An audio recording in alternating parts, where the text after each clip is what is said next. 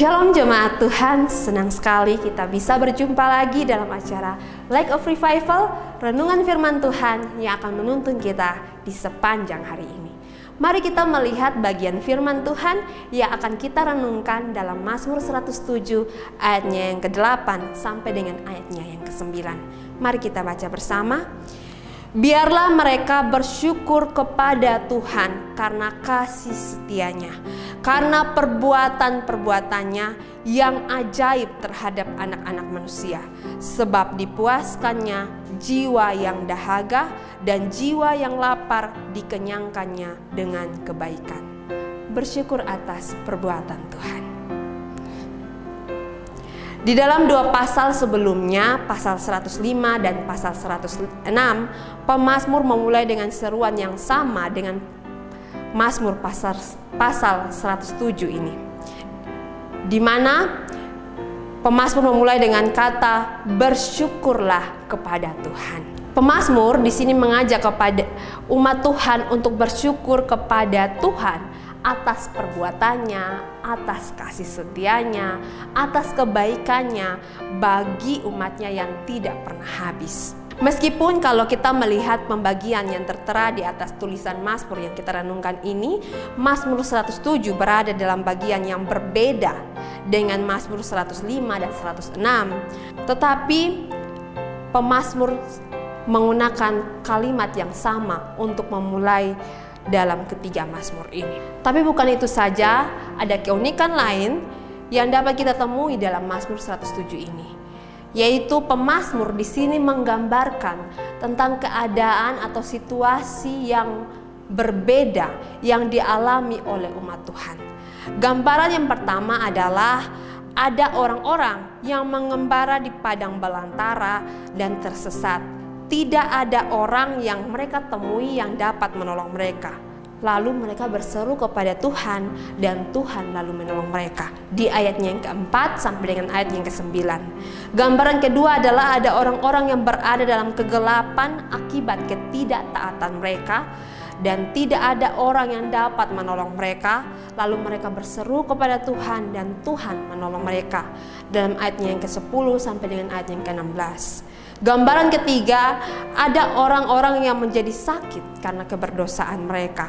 Dan mereka berseru-seru kepada Tuhan lalu ditolong oleh Tuhan. Dalam ayatnya yang ke-17 sampai dengan ayatnya yang ke-22. Ada orang-orang yang mengarungi lautan dan Tuhan mengizinkan angin badai menimpa mereka. Lalu mereka berseru-seru kepada Tuhan dan Tuhan menolong mereka. Ini adalah gambaran keempat yang ada dalam ayat yang ke-23 sampai dengan ayat yang ke-32.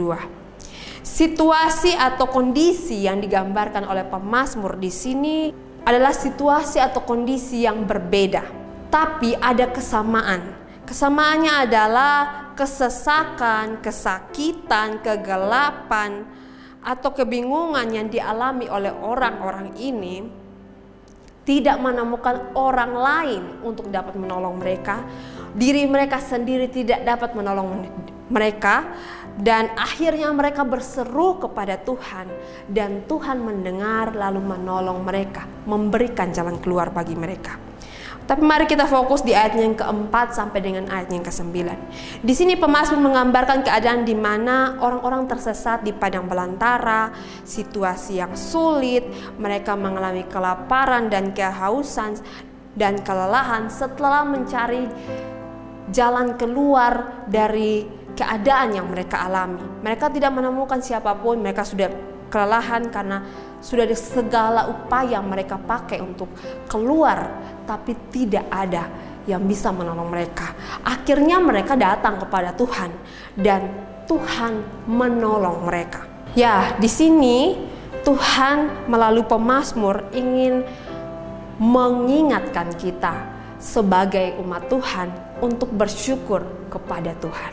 Bersyukur kepada Tuhan sebagai satu-satunya sumber pertolongan dalam hidup kita. Ketika kesesakan, ketika penderitaan, kesakitan, masalah, tantangan terjadi dalam hidup kita yang membuat kita tidak nyaman, membuat kita sulit, tapi Tuhan tidak pernah benar-benar meninggalkan kita.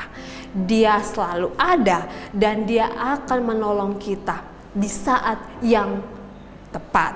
Hal kedua yang kita pelajari, yang kita dapat renungkan dari sini adalah dari kesesakan, dari penderitaan, dari masalah, dari sakit penyakit yang dialami, seringkali kita menjadikan Tuhan sebagai pilihan akhir dari segala upaya, dari segala pihak yang telah kita cari untuk menolong kita.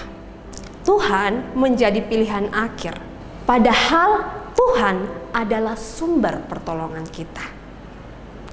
Harusnya Tuhan adalah yang utama atau adalah yang nomor satu yang kita datangi ketika kesesakan, ketika masalah, ketika kesakitan, tantangan terjadi dalam hidup kita.